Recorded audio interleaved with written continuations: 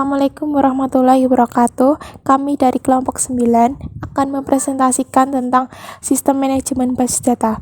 Anggota kelompok kami terdiri dari Dewi Utaminingsih NIM 078, Yuniarti Ningtyas NIM 079, Chania Aulia NIM 081, dan Nabila Firnansyah NIM 082.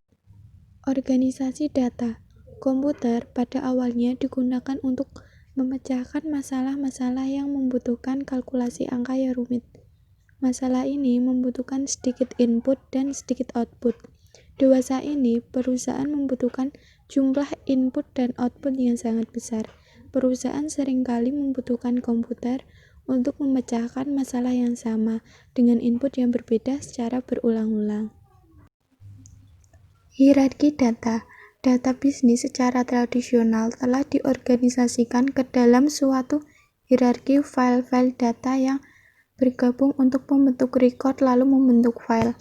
File data adalah unit data terkecil yang mencerminkan jumlah data terkecil yang akan ditarik dari komputer pada suatu waktu. Contoh dari file data dapat berupa kode untuk mata kuliah yang sedang diambil. Record adalah suatu koleksi file-file data yang saling berhubungan, seperti kode mata kuliah yang akan memiliki hubungan dengan nama-nama mata kuliah. Kemudian, file sendiri adalah koleksi record yang saling berhubungan, seperti satu file dari seluruh record yang berisi file kode-kode mata kuliah dan namanya. Spreadsheet sebagai basis data sederhana. Tabel yang berisi baris dan kolom dapat disajikan dalam suatu spreadsheet. Tabel ini merupakan contoh spreadsheet Excel dari tabel mata kuliah. Konsep tabel sangat penting karena struktur basis data rasional dan secara konseptual serupa dengan sekumpulan tabel yang berhubungan. Berikut merupakan contoh dari tabel mata kuliah di dalam spreadsheet. Flat files atau yang biasa disebut dengan file datar adalah suatu tabel yang tidak memiliki kolom-kolom yang berulang.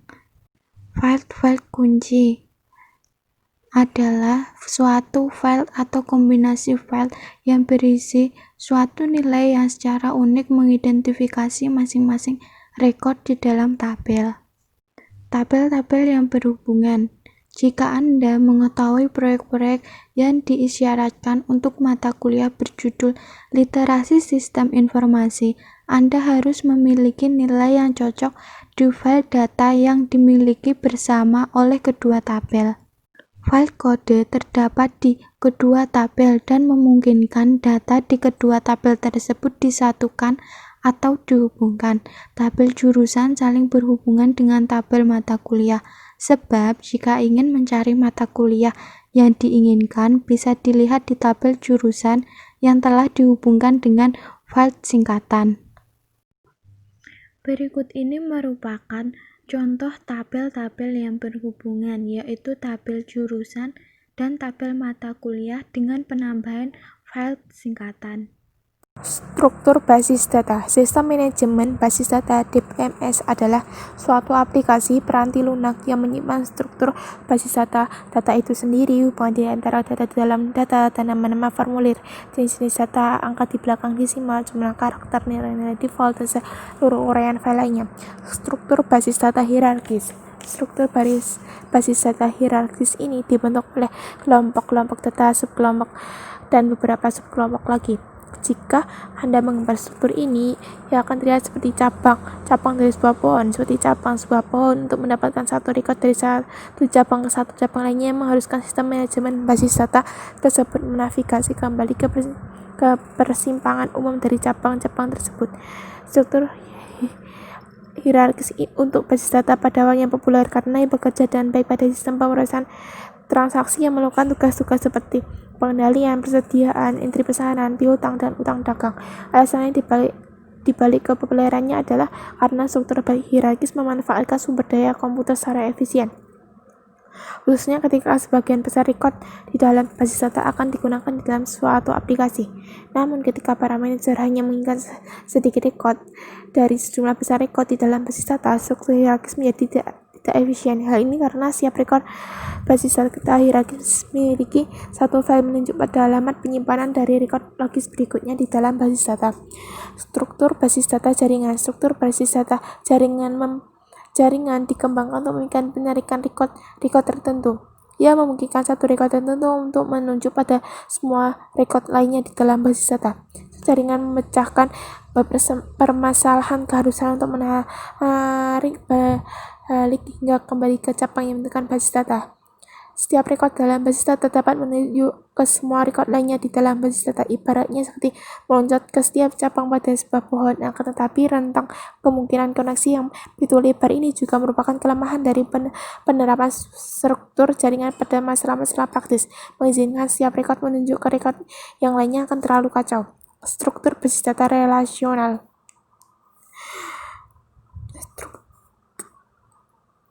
Organisasi bisnis tidak pernah secara luas menerapkan sistem manajemen basis data yang dibangun berdasarkan struktur jaringan. Namun, organisasi masih membutuhkan cara untuk mengatasi masalah manajerial dalam penggunaan data, yakni mereka membutuhkan cara untuk dapat fokus pada sekelompok kecil data dan hubungan dari sepotong data ke data yang lain tanpa harus melakukan navigasi melalui rekod data perantara dalam jumlah besar.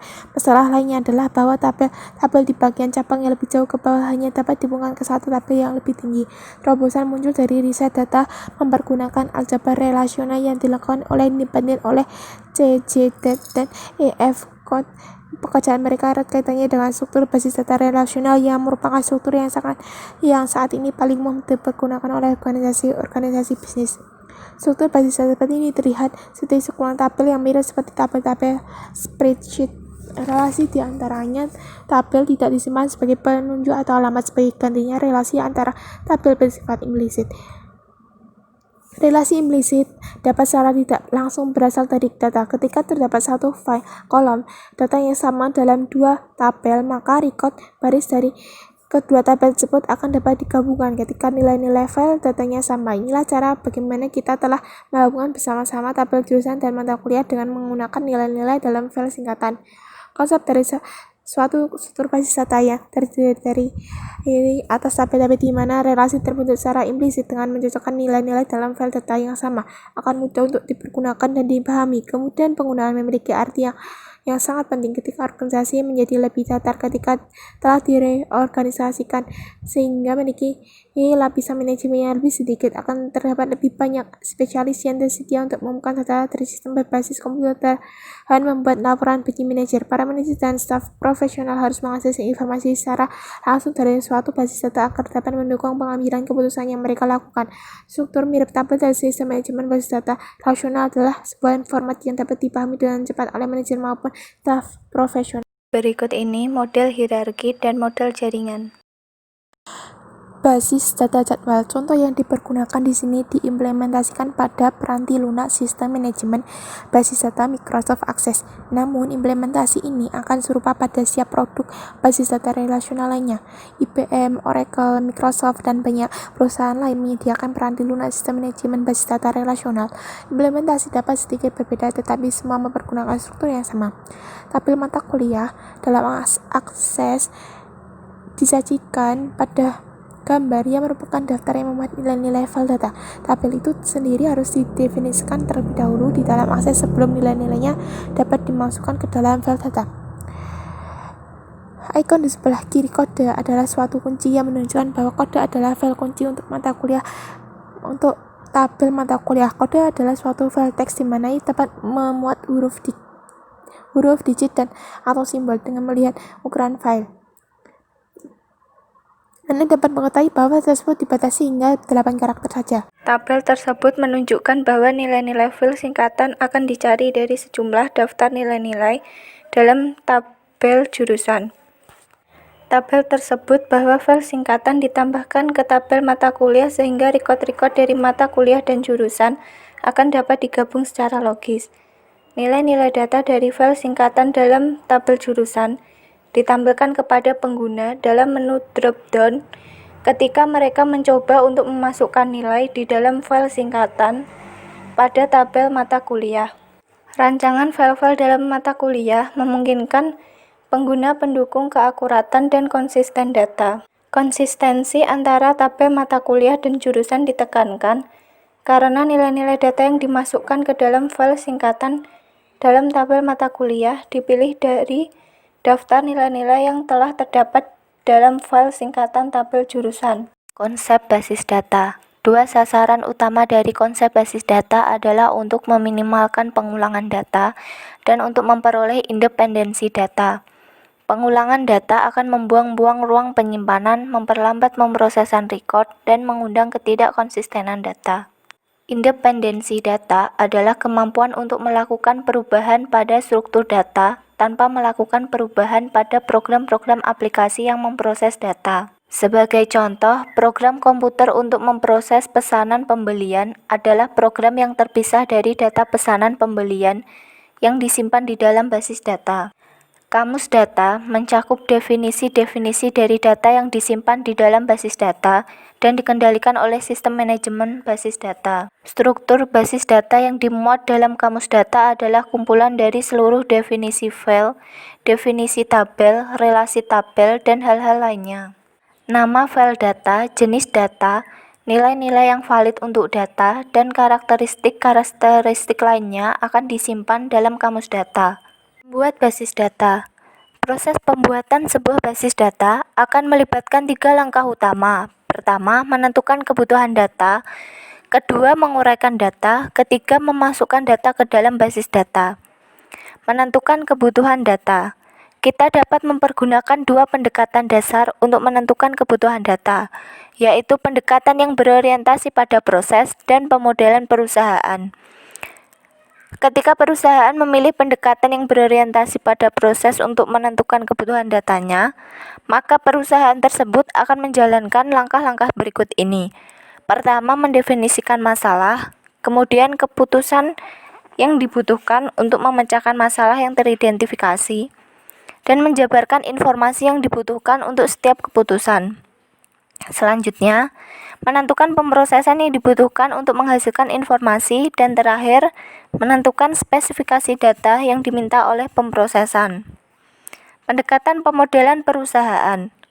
Kekuatan pendekatan pemodelan perusahaan adalah bahwa ia mengambil keuntungan dari sudut pandang sumber daya data perusahaan-perusahaan yang luas. Teknik-teknik pemodelan data. Terdapat sejumlah teknik, namun kita akan memusatkan perhatian hanya pada 2 teknik saja, yaitu diagram relasi entitas dan diagram relasi. Diagram relasi entitas seperti ditunjukkan oleh namanya berhubungan dengan data di dalam entitas dan hubungan antar entitas. Terdapat 3 entitas data yang terpisah, yaitu perusahaan, karyawan, dan produk. Sebelum relasi di antara entitas dinyatakan, kita harus membuat beberapa asumsi terlebih dahulu. Pertama, suatu record entitas perusahaan akan mengandung informasi mengenai nama perusahaan, alamat, dan seterusnya. Kedua, sebuah perusahaan dapat memiliki banyak karyawan, tetapi seorang karyawan hanya akan bekerja untuk satu perusahaan. Terakhir, kita berasumsi bahwa record-record di dalam entitas produk menunjukkan barang-barang tertentu dan bukannya produk umum seperti minuman ringan. Karena perusahaan menjual produk, maka akan terdapat relasi antara entitas produk dan perusahaan. Demikian pula halnya dengan perusahaan yang mempekerjakan karyawan, sehingga akan terdapat relasi di antara kedua entitas. Diagram relasi entitas menunjukkan bagaimana kita menyebutkan bahwa satu record dalam entitas perusahaan dapat berhubungan dengan banyak record di dalam entitas produk, dan juga bahwa satu record dalam entitas perusahaan dapat berhubungan dengan banyak record dalam entitas karyawan. Diagram kelas terdiri atas kelas-kelas yang memiliki nama, file-file di dalam kelas, dan tindakan-tindakan yang dilakukan atas kelas. Diagram kelas dalam gambar tersebut mengilustrasikan diagram relasi entitas yang baru saja kita selesaikan. Perhatikan bahwa diagram kelas dimulai dengan nama kelas di bagian atas kotak. Bagian tengah diagram menyatakan dengan jelas file-file di dalam kelas tersebut. Berbeda dengan tabel-tabel untuk struktur basis data, file-file yang berulang di antara 2 kelas tidak diulangi. Perhatikan pula bahwa tanda bintang melambangkan banyak dari suatu hubungan satu dengan banyak. Lihatlah relasi antara kelas perusahaan dengan produk, perhatikan bahwa relasi ini menjual. Relasi sebagai satu kejadian di mana kelas perusahaan menjual satu atau lebih kejadian dalam kelas produk. Juga satu kejadian di mana kelas produk akan dijual hanya kepada satu kejadian dalam kelas perusahaan. Diagram kelas terlihat serupa dengan diagram relasi entitas, namun ikut sertakan tindakan yang dioperasikan pada data. Seperti menambah produk dapat memberikan pemahaman yang lebih mendalam bahwa bagaimana data dan aplikasi bekerja bersama. Meskipun setiap kelas memiliki tindakan menambah, menghapus, dan memperbarui, hanya kelas produk yang memiliki tindakan menjual produk. Tindakan menjual produk dapat termasuk menentukan apakah produk masih terdapat dalam persediaan, menurunkan jumlah unit produk di dalam persediaan berdasarkan jumlah pesanan, dan kemungkinan melakukan pemesanan lebih banyak produk dari pemasok jika persediaan telah berada pada tingkat pemesanan kembali. Diagram kelas masih merupakan penyajian data konseptual di tingkat atas, namun penambahan tindakan-tindakan yang akan diambil atas data dapat membantu memperjelas rancangan spesifik tabel-tabel di dalam basis data. Menggunakan basis data. Metode-metode yang dipergunakan untuk mengakses basis data yang disimpan dalam suatu sistem manajemen basis data yaitu seperti laporan, formulir, dan query. Formulir dan laporan. Formulir dan laporan, mayoritas interaksi pengguna dengan basis data adalah melalui laporan dan formulir. Perbedaan terbesar antara formulir dan laporan adalah dalam formatnya. Formulir secara tipikal menampilkan satu record saja dalam satu waktu dan tidak memberikan ikhtisar data serta biasanya tidak melakukan agregasi data dari banyak tabel basis data. Selain itu juga dapat digunakan untuk menambah, menghapus, atau memodifikasi record-record basis data. Formulir ini dikembangkan dalam Access, tetapi ia mewakili formulir lain yang dihasilkan oleh sebagian besar peranti lunak DBMS paling besar. Di dalam formulir terdapat bagian-bagian. Yang pertama ada navigasi. Navigasi adalah pengguna dapat melakukan navigasi dari satu record ke record berikutnya dengan mempergunakan baris navigasi yang berada di bagian bawah formulir. Yang kedua ada akurasi. Akurasi adalah formulir akan menjalankan definisi field data yang telah ditentukan ketika basis data dibuat. Yang ketiga ada konsistensi, yaitu hal terpenting ketika nilai-nilai field dalam satu tabel dipergunakan untuk menggabungkan recordnya ke tabel yang lain. Yang keempat, penyaringan. Penyaringan adalah pengguna ingin menyaring record yang ingin dilihat dengan menggunakan formulir ini. Setiap field dalam formulir dapat digunakan sebagai saringan atau yang biasa disebut filter. Dan yang terakhir, subformulir. Subformulir berfungsi sebagai membantu menjaga keakuratan dan konsistensi yang dibutuhkan dari data. Selanjutnya ada laporan. Laporan adalah data teragregasi dari basis data yang diformat dengan cara yang akan membantu pengambilan keputusan. Sebagai contoh pada slide berikutnya. Sebagai contoh di slide ini terdapat dua gambar, yaitu figur 6.16 dan figur 6.17. Figur 6.16 adalah laporan yang menampilkan setiap jurusan dengan daftar setiap mata kuliah yang diajarkan dan proyek-proyek yang disyaratkan untuk mata kuliah tersebut. Sedangkan figur 6.17 bahwa nama-nama jurusan seperti ilmu ekonomi terlihat dalam laporan, tetapi tidak terlihat dalam figur 6.16. Kenapa mereka tidak ditampilkan? Karena mereka tidak memiliki proyek. Contohnya terdapat tulisan ECN 375 maupun ECN 460 pada figur 6.17 yang tidak memiliki record proyek di dalam basis data, sehingga jurusan ilmu ekonomi tidak dimasukkan dalam laporan figur 6.16. Query adalah suatu permintaan kepada basis data untuk menampilkan record-record yang dipilih.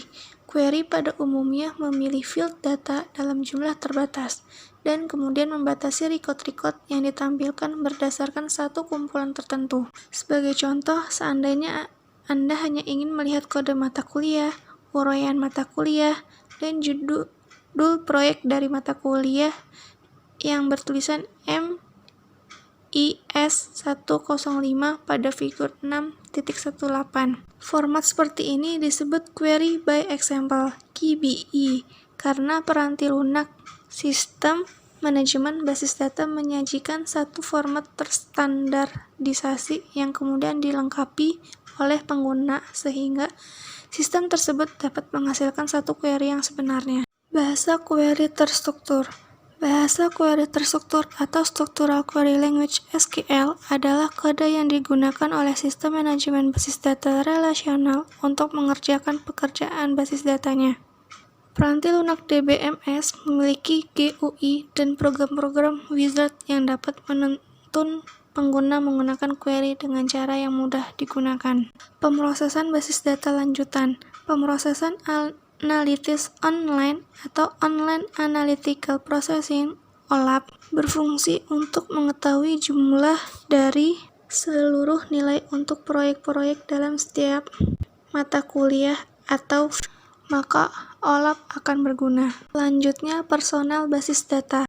Ada beberapa personal penting yang berkaitan dengan basis data. Di antaranya, yang pertama ada administrator basis data, yang kedua programmer basis data, dan yang ketiga ada pengguna akhir.